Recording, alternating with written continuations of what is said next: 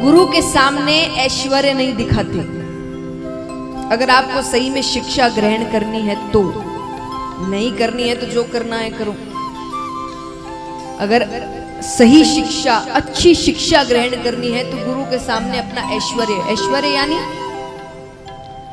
ऐश्वर्य कोई भी रूप का हो सकता है, यानी धन का ऐश्वर्य, कभी ज्ञान का ऐश्वर्य, कि आप गुरु के सामने जाकर कह रहे मुझे ये आता है, मुझे वो आता है, मैंने ये किया है।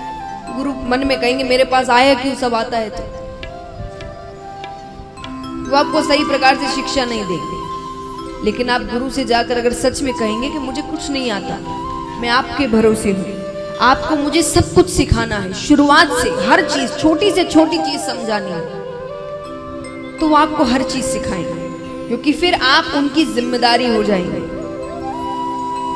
इसीलिए माना जाता है कि गुरु के सामने कभी ऐश्वर्य नहीं दिखाना चाहिए। आप पालकी में बैठकर जा रहे हैं, इतने सेवक इत्यादि आपके साथ जा रहे हैं, वो आपसे नाराज हो सकते हैं। आप पैदल जाएं, गुरु से मिलने जा रहे हैं, बहुत सी बातें समझाते हैं। भरत जी की कथा, हर कथा भागवत की आपको कोई ना कोई सीख देती है। भरत जी की कथा हमें ये सीख देती है कि जो खुद की चिंता नहीं करते, उनकी चिंता भगवान करते।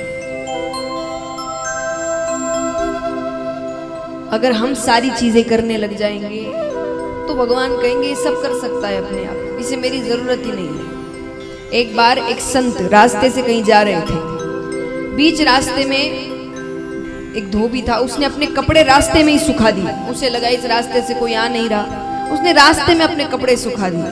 अब वो संत भगवान का नाम जप करते हुए जा रहे थे, तो अलग ही धुन में थे वो। उन्होंने ध्यान नहीं दिया, वो धोबी के कपड़ों पर पैर रखकर चले जाते हैं। लेकिन थोड़ी दूर जाकर ध्यान आता है तो वापस आते हैं, माफी मांगते हैं। धोबी बहुत चिल्ला रहा है उन पर, भला बुरा कह रहा है, गालियां दे रहा है। फिर भी संत बार बार क्षमा याचना कर रहे हैं, मुझसे गलती हो गई, मुझे माफ कर दो। तुम कहोगे मैं कपड़े भी तुम्हारे वापस धो दूं, जितने खराब मैंने किए हैं, इतने खराब जिसमें हुए नहीं थे वो। लेकिन फिर भी संत माफी मांग रहे हैं, उन्हें लग रहे मेरी पूरी गलती है। फिर भी वो भला बुरा कहता। अब ये पूरा दृश्य ऊपर से भगवान बैठे बैठे देख रहे हैं, भगवान भी इंतजार कर रहे हैं। अब यहाँ पर संत माफी मांगते जा रहे, अंत में उस धोबी ने एक लाठी उठाई और संत को लगा मारने। भगवान को क्रोध आ गया। भगवान कहते ये तो गलत है, मेरा भक्त कुछ नहीं कह रहा, तो उसे लग रहा है कि वो अकेला है। तो भगवान नीचे आते हैं सहायता करने के लिए। अब यहाँ भगवान का नीचे आना हुआ कि संत की सहनशीलता का जवाब देना। संत ने भी उठाई लाठी और लगे मारने। भगवान तुरंत ऊपर चले गए। लक्ष्मी जी ने कहा आप तो भक्त की सहायता करने गए थे। भगवान कहते मुझे लगा कि कोई मेरे भक्त पर अत्याचार कर रहा है, इसीलिए मैं गया। पर मैंने देखा कि नीचे जाकर दो धोबी आपस में लड़ रहे हैं। वो दोनों जब सलटवारा कर सकते तो मेरी जाने की क्या जरूरत, मैं उसके पास जाता हूं जिसको मेरी जरूरत हो। इसलिए कई बार कहा जाता है कि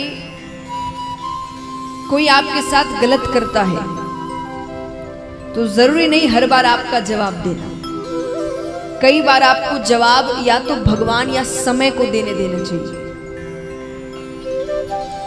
कोई इससे ने झगड़ा किया, हम खड़े होकर झगड़े कर रहे हैं, चिल्ला रहे हैं, वो भी चिल्ला रहा है, ये जवाब कोई मायने नहीं रखता। लेकिन जब समय जवाब देता है या भगवान जवाब देते हैं ना, पूरी दुनिया सुनती है वो जवाब।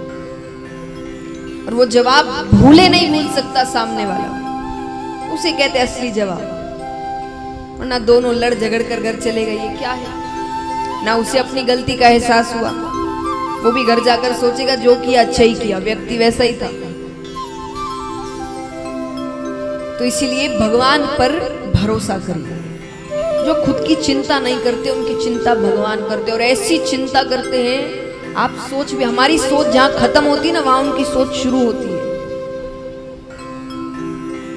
तो कुछ कुछ जवाब भगवान को देने दीजिए, क्योंकि अगर भरोसा होगा तो भगवान असंभव को संभव करते हैं। ये मैं खुद के अनुभव से बता रही हूं।